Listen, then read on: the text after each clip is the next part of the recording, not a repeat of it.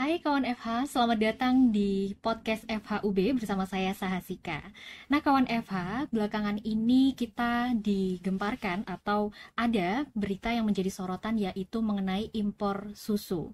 Terutama ketika adanya perdebatan antar kementerian mengenai dampak dari pembebasan bea masuk bagi impor susu ini terhadap peternak lokal. Nah tentu situasi ini menimbulkan berbagai pertanyaan di kalangan masyarakat. Salah satunya, apakah hal ini berpengaruh terhadap persaingan atau daya saing antara impor susu ini dengan peternak lokal, dan apakah peninjauan ulang terhadap kebijakan internasional atau perjanjian internasional ini dapat menjadi solusi yang efektif atau justru akan merugikan konsumen. Nah, untuk membahasnya lebih dalam, tentu di sini kita sudah kedatangan narasumber yang ahli di bidangnya. Di sini sudah ada Profesor Dr. Sukarmi SHM Hum. Selamat datang, Prof. Ya, kasih. Ya, beliau ini merupakan profesor atau guru besar di bidang ilmu hukum ekonomi dari Fakultas Hukum Universitas Brawijaya. Betul ya, Prof ya? Betul sekali. Baik. Terima kasih sudah meluangkan waktunya untuk berbagi bersama kawan FH di sini.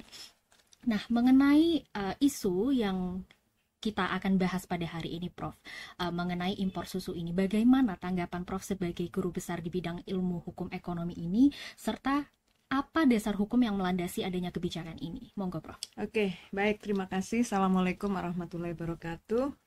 Ya, sebagaimana tadi yang sudah diawali oleh Mbak Sika, bahwa kita lagi dihebohkan dengan importasi susu yang konon adalah untuk memenuhi gizi tentunya ya bagi masyarakat kita, khususnya adalah anak-anak gitu ya.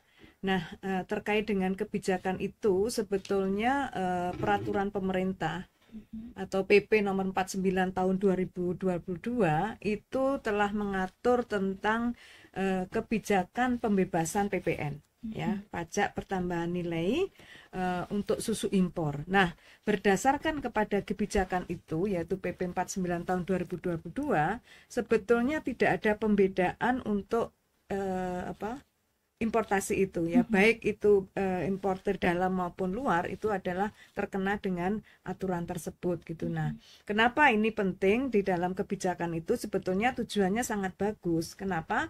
Karena susu ini adalah dianggap sebagai satu kebutuhan pokok yang menguasai hajat hidup orang banyak, sehingga keluar masuknya harus dipermudah. Kenapa? Yaitu tadi karena kebutuhan pokok tentu ini sangat penting ya untuk memenuhi kebutuhan gizi dari masyarakat kita, khususnya tentunya adalah anak-anak. Nah, namun ketentuan itu di dalam pasal 7-nya ya, ayat 2 huruf I itu adalah mengatur tentang pemerintah mengambil keputusan untuk membebaskan susu ya, importasi susu itu baik susu dalam negeri susu dalam negeri maupun susu impor, sehingga sebetulnya kebijakan itu memberikan perlakuan yang sama ya, baik untuk produsen dari luar maupun dari dalam, dia mendapatkan PPN yang sama, dia dibebaskan. Hanya saja kemarin yang sempat rame kan, kenapa ini kok dinolkan, seolah-olah antara susu yang hadir dari negara lain, misalnya Amerika, kemudian New Zealand atau Australia, yang memang mereka memanfaatkan adanya kebijakan FTA itu, Free Trade Area itu, memang salah satu syaratnya dalam perdagangan bebas itu kan membebaskan adanya hambatan. Nah, salah satu bentuk hambatan itu kan berupa tarif gitu ya, ataupun kuota, yaitu pun bahwa tarif nanti pada endingnya kan dia harus zero tarif. Nah, ini salah satunya, yang ini sudah menuju pada nol tarif gitu. Baik, kemudian dari kacamata Prof sebagai guru besar di ilmu hukum ekonomi, dalam kacamata hukum persaingan usaha sendiri, apakah ini dapat mempengaruhi daya saing dengan peternak lokal, dan apakah ini berpotensi untuk melanggar prinsip-prinsip persaingan usaha dalam negeri? Ya, betul, Mbak. Bahwa kehadiran dari produk-produk dari luar, ya, produk asing, salah satunya adalah dalam konteks yang adalah susu, tentu sangat berpengaruh kepada produk lokal ya, atau dalam konteks ini adalah petani susu lokal gitu ya. Nah, tetapi ya itulah, dalam konteks persaingan itu kan ada pemicu, ketika terjadi persaingan maka harus ada inovasi. Nah, harus ada inovasi dan juga harus ada kreativitas. Dan justru dengan adanya kebijakan ini sebetulnya sangat menguntungkan bagi si konsumen. Nah, karena apa? Konsumen akan mendapatkan harga yang murah, kan begitu. Nah, tapi dari sisi pelaku usaha yang di dalam, tentunya dengan adanya kebijakan itu kan dituntut adanya kreativitas dan inovasi, sehingga akan dia mampu mengimbangi atau mengikuti adanya produk yang masuk ke dalam itu, gitu ya. Oleh karena itulah maka butuh adanya satu bentuk kebijakan yang kemudian memberikan fasilitas atau memberikan kesempatan kepada pelaku usaha lokal kita untuk berinovasi. Itu tentu butuh dorongan dari pemerintah. Ya, kenapa? Karena kalau pelaku usaha kita selalu disubsidi, gitu ya, terlalu dininak-bubukkan dengan bantuan pemerintah, maka tentu akan mengurangi tingkat persaingan dan kemampuan untuk berdaya saing dengan pelaku usaha yang datangnya dari luar itu. Berarti memang ketika kebijakan itu terlalu menguntungkan peternak lokal juga, bisa dibilang ini justru akan menurunkan produktivitas juga dalam negeri, begitu ya, Prof. Mungkin mengenai kebijakan kita akan bicarakan lebih lanjut. Namun ini salah satu topik yang juga penting, yang salah satunya mengenai dengan pergantian presiden. Tentu ada kebijakan-kebijakan dan program baru yang diusung, salah satunya adalah program makan siang. Dengan polemik yang seperti ini, bagaimana Prof memandang apakah polemik ini berpengaruh terhadap keberlanjutan program ini sendiri atau lebih jauh mengenai ketahanan pangan nasional? Ya. Program Pak Presiden Prabowo ini sebenarnya bagus gitu ya, bahwa kita harus survive atau bisa ketahanan pangan yang mengutamakan adalah tentunya adalah produk dalam negeri gitu ya. Khusus untuk susu, memang sebelum kebijakan ini pun ini juga yang saya kira perlu ada perhatian dari pemerintah ya, yang lebih begitu terkait peningkatan produktivitas dari susu lokal kita. Karena data menunjukkan bahwa 21% kita baru bisa memenuhi kebutuhan secara lokal dari 100% kebutuhan, sehingga praktis 79% itu kan berasal dari produk impor gitu ya. Nah, kalau kemudian kita dengan pola bahwa kebijakan kita harus memperhatikan ketahanan pangan, maka ini harus bagaimana kemudian meningkatkan produksi lokal ini jauh lebih besar, kemudian bisa memenuhi 100% itu berasal dari kebutuhan dalam negeri. Nah, tapi memang impor bukan berarti tidak diperkenankan gitu ya. Impor itu sebetulnya kan untuk memenuhi kebutuhan kekurangan dari dalam negeri gitu ya. Nah, sehingga kalau memang dalam negerinya kurang, ya setelah diserap secara keseluruhan, maka baru kemudian itu ada kebijakan impor. Tapi jangan sampai ketika kita punya produksi yang lebih kemudian akan digelontor dengan impor. Nah, tentu yang hal beginilah yang kemudian nanti akan berdampak kepada konteks tadi, misalnya dampak pada persaingan usaha, kemudian dampak kepada masalah produktivitas dan seterusnya itu. Baik, Prof. Berarti dengan kebijakan seperti ini yang sudah diterapkan seperti ini, bagaimana Prof menilai apakah pemerintah ini sudah memberlakukan kebijakan yang sudah betul, atau justru kebijakan ini malah justru akan menimbulkan ketergantungan terhadap produk asing? Ya, sebetulnya kebijakan yang pembebasan itu ya, PPN itu, yang PPN itu seharusnya itu justru bagaimana bisa mengangkat produk lokal itu, ya, mengangkat produk lokal, karena semuanya kan diberi kesempatan, ya, diberi kesempatan yang sama untuk bisa memproduksi, untuk bisa memasukkan atau mengeluarkan barangnya secara global. Nah, itu justru seperti itu. Nah, sekarang justru yang menjadi problemnya adalah siap tidak pelaku usaha lokal kita dengan kebijakan tersebut. Kebijakannya sudah oke menurut saya dengan cara begitu. Nah, kenapa kemudian terjadi apa yang dinamakan mandi susu dan seterusnya itu? Karena ada penolakan kan? Ada penolakan dari pabrikan bahwa dia mengurangi stok gitu. Nah, itu menjadi pertanyaan, kenapa kok baru sekarang? Selama ini kan mereka sudah ada kerjasama. Nah, itu hal lain ya. Maksud saya di sini ada isu terkait dengan pola kemitraan yang dilakukan antara peternak lokal dengan pabrikan susu. Nah, itu bagaimana kemudian perjanjian yang dibuat di antara mereka itu telah memenuhi prinsip-prinsip kemitraan yang sebenarnya, sehingga tidak merugikan pada peternak lokal yang notabene dia adalah kecil. Nah, ketika berbicara tentang kebijakan atau pembebasan tadi, sebetulnya itu kan mendorong si peternak lokal kita untuk berdaya saing dan juga bersaing dengan produk-produk lokal. Nah, kunci dari sebuah persaingan adalah tentu level playing field-nya harus sebanding. Nah, tapi ketika kondisi masih seperti ini, maka itu tidak bisa dipersandingkan antara yang datang dari luar yang notabene itu berasal dari pabrikan besar, kemudian dipersaingkan dengan produk lokal kita yang berasal dari petani atau perusahaan kecil. Nah, itu tidak bisa. Nah, bagaimana kemudian untuk bisa menyeimbangkan itu? Nah, itu tadi uluran tangan pemerintah, kebijakannya yang harus bisa mendorong bagaimana yang kecil ini bisa menjadi besar, begitu. Baik. Bisa dikatakan bahwa salah satu akar masalah di sini adanya ketidakseimbangan antara produksi dalam negeri dan juga luar negeri.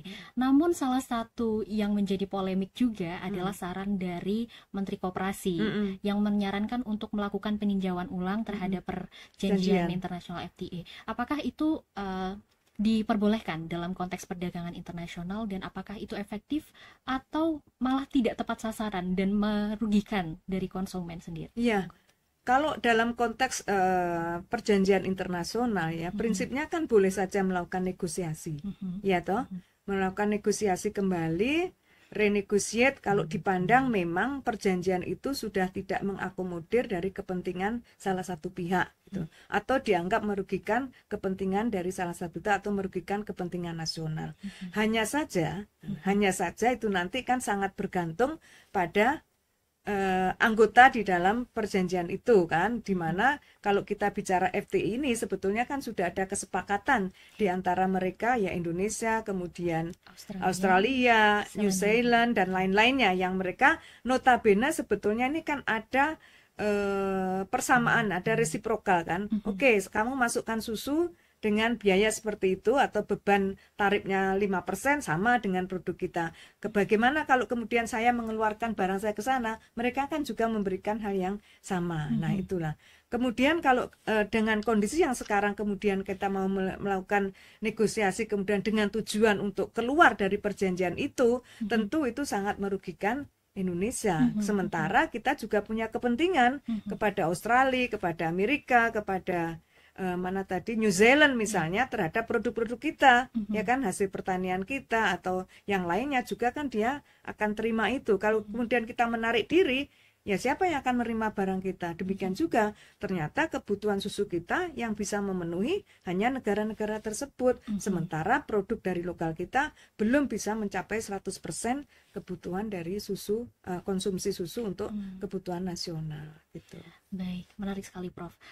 Kemudian mengenai kebijakan yang sudah diambil oleh pemerintah saat ini, apakah saat ini pemerintah bagaimana kebijakan atau apa yang sudah diambil oleh pemerintah saat ini? Apakah memutuskan untuk meninjau ulang FTA ini atau membuat kebijakan baru, atau seperti apa status quo saat ini? Ya, kalau sementara ini kan kemarin untuk antisipasi keributan dari ini kan dihimbau oleh Kementerian Pertanian bahwa ada 5 importir kalau tidak salah, itu harus menghentikan dulu importasinya, sementara dia ada kewajiban untuk melakukan penyerapan susu lokal. Nah, kalau dia tidak mau menyerap susu lokal untuk kebutuhan dalam negeri ini, maka dia akan dicabut izinnya. Itu sementara saat ini. Tapi terkait dengan FTA ataukah bentuk perjanjian yang lain terkaitannya dengan ini, tampaknya kok belum ada ke arah sana. Tapi prinsipnya bahwa kalau mau menegosiasikan sih boleh-boleh saja, tetapi bahwa kemudian diterima atau tidaknya oleh anggota yang lain itu tentu hal lain. Karena apa? Kalau misalnya tadi itu, karena itu kan dari resiprokal di dalamnya. Dan tentunya di dalam perjanjian itu ketika bicara FTA kan sudah mengandung sebetulnya adanya prinsip diskriminasi di dalamnya gitu. Nah, ini menarik juga tentang prinsip non-diskriminasi. Dalam konsep perdagangan internasional, sejauh mana prinsip non-diskriminasi ini dapat mengatur kebijakan impor, terutama ya Indonesia yang mitranya ini paling dekat dengan Australia dan New Zealand. Bagaimana dengan negara-negara lain? Sejauh mana prinsip ini bisa diterapkan? Ya, bicara tentang prinsip non diskriminasi kan ada beberapa ya, ada national treatment, kemudian ada most favorite nation misalnya.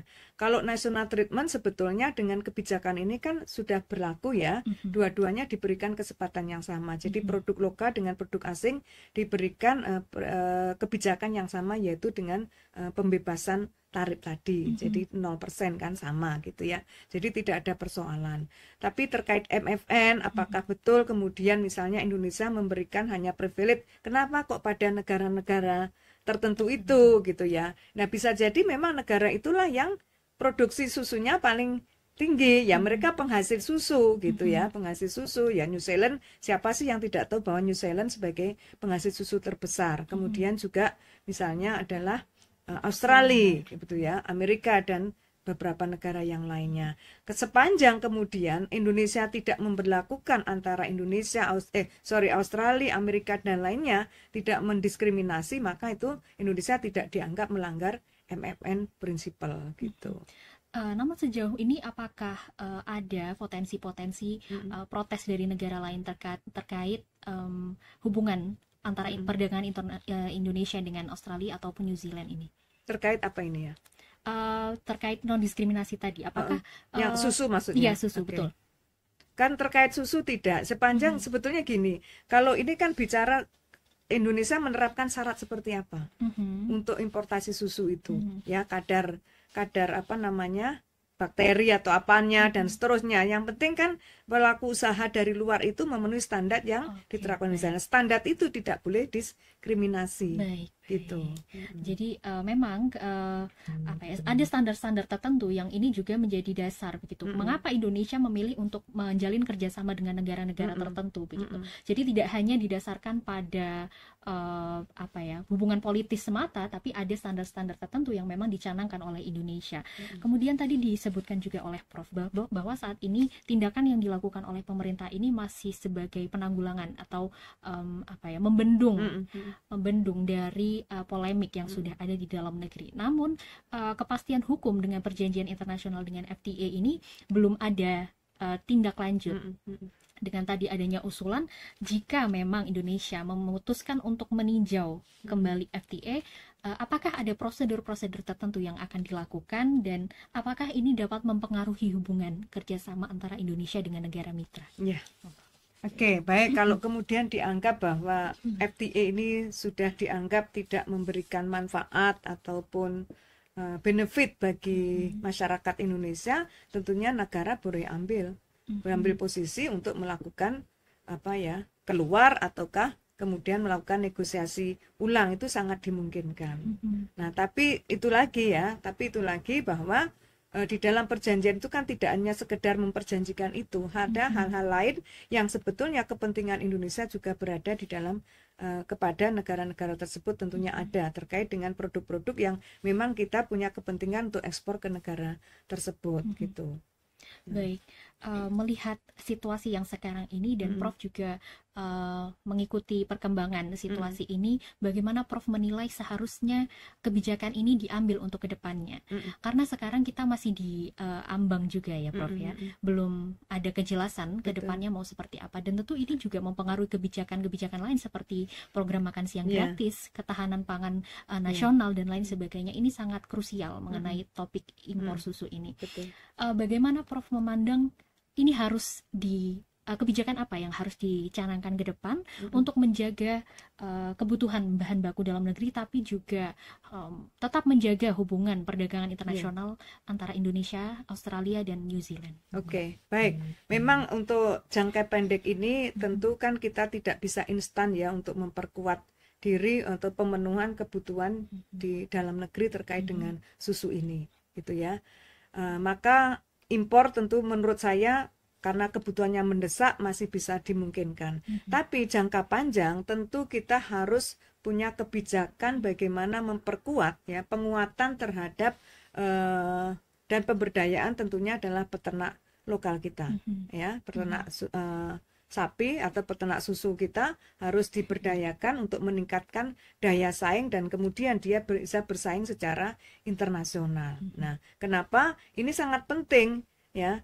Kalau itu diperkuat kemudian dia bersaing, maka kita tidak akan melanggar hukum internasional, karena kita sudah sepakat tadi dalam FTA, yaitulah free trade area itu ya mereka freedom to exit and freedom to entry, kan begitu. Nah, disitulah ada kepentingan kita bagaimana kita bisa memperjualbelikan barang kita yang memang itu menjadi unggulan kita. Ketika kita sudah bisa menemukan produk kita, katakanlah ini susu, maka itu susu itu menjadi comparative advantages, baru kemudian setelah keluar kita baru bisa menikmati apa yang disebut dengan competitive advantages-nya, itu jangka panjangnya. Itu jadi harus ada kebijakan pemerintah yang diarahkan memang untuk pemberdayaan dan memperkuat posisi tawar dari peternak lokal kita gitu. Ya, berarti memang harus selaras ya, Prof. Ya. Antara mungkin jangka pendek ini kita masih bisa melakukan impor begitu, tapi ya, tapi gini catatannya, datanya harus valid dulu.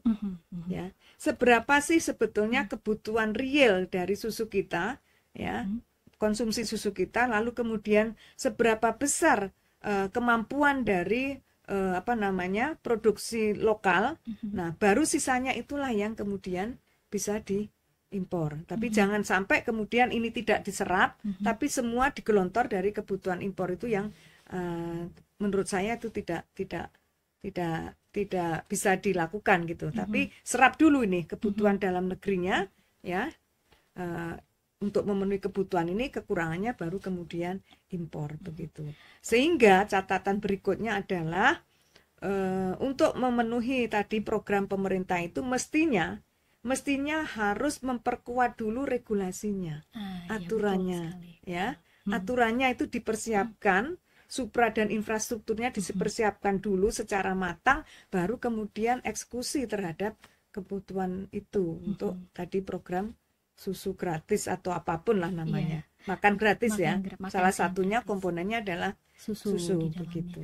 Nah, ini juga berkaitan dengan pertanyaan yang ingin saya tanyakan juga mengenai posibilitas apakah Indonesia dapat menyerap produksi susu dalam negeri ini, melihat bagaimana pola produktivitas Indonesia mengenai petani susu di tahun-tahun sebelumnya.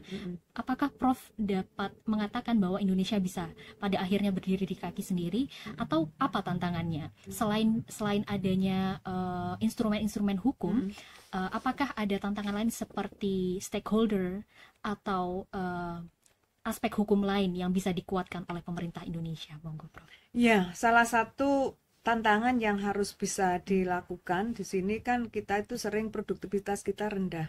Berarti kan ini bicara tentang teknologi barangkali, ya. Teknologi harus diperbarui sehingga meningkatkan produktivitas dari susu lokal kita. Kalau teknologinya tidak diperbarui, maka kan untuk memproduksinya dia tidak bisa menghabiskan secara banyak. Sementara kebutuhan kita kan cukup besar terhadap susu itu. Nah, sehingga harus ada penguatan di situ, kemudian juga penguatan dari sisi sumber daya manusianya di dalam pengelolaannya, gitu ya. Kemampuan itu harus ditingkatkan, sumber daya manusianya. Nah, seharusnya bisa kita melakukan itu, ya. Pabrikan-pabrikan di kita ini kan sudah sangat besar.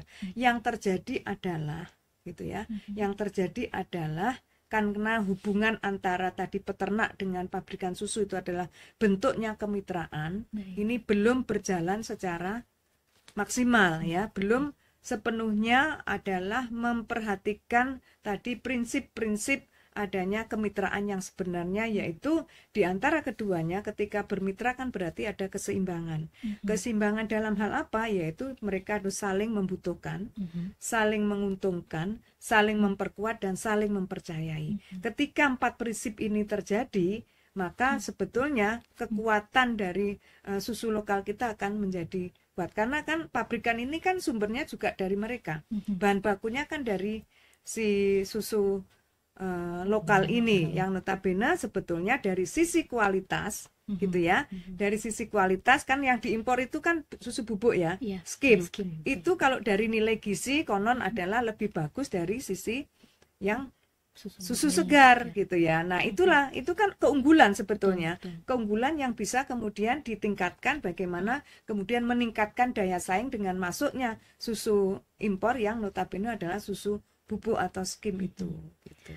Baik, menarik sekali. Jadi kawan Eva, mungkin saat ini bisa disimpulkan bahwa memang kebijakan atau keputusan yang diambil oleh pemerintah saat ini adalah masih jangka pendek ya Prof ya, terkait menanggapi polemik-polemik antar kementerian ini terutama. Namun dalam jangka panjang diperlukan langkah-langkah tertentu untuk memastikan kepastian keberlanjutan dari program atau kebijakan impor susu ini, terutama adalah penguatan dalam negeri ya Prof, untuk menjembatani kemitraan antara produsen susu dalam negeri dengan pabrikan seperti itu ya Prof. Betul. Mungkin terakhir Prof ada yang ingin disampaikan atau apa yang ingin dikritisi dari kebijakan ini untuk bisa dijadikan masukan untuk pemerintah ke depannya. Ya, jadi terkait dengan kebijakan ini, sebenarnya kebijakan PPN-nya kan bagus itu ya, memberikan kesempatan bagi konsumen untuk mendapatkan susu yang murah. Namun belum diimbangi dengan tentunya penguatan terhadap susu susu lokal ini, sehingga kalau ketika menghadapi adanya masuknya barang dari luar itu akan berbahaya pada kondisi ini. Oleh karena itu maka yang perlu diperkuat adalah bagaimana penguatan dan pemberdayaan terhadap peternak lokal ini untuk bisa menghasilkan susu yang berkualitas untuk memenuhi kebutuhan tadi itu program pemerintah, yaitu makan gratis dengan minum susu yang sehat. Baik, gitu ya. Terima kasih Prof Ya, untuk ilmunya yang tentu membuka wawasan kita semua terhadap isu ini, karena mungkin masih banyak yang bingung ini sebetulnya polemik apa sih? Apakah kita semua terdampak? Ya, betul sekali. Ini juga berkaitan dengan ketahanan pangan nasional kita semua begitu. Sekali lagi terima kasih Prof. Ya, sama-sama. Ya. Kemudian kawan FH, jika kawan FH menyukai dan juga tertarik dengan episode ini dan juga episode-episode lainnya, jangan lupa untuk like, komen, dan subscribe, dan juga share episode ini dan juga episode lainnya ke orang-orang terdekat. Selamat berjumpa kembali di episode selanjutnya.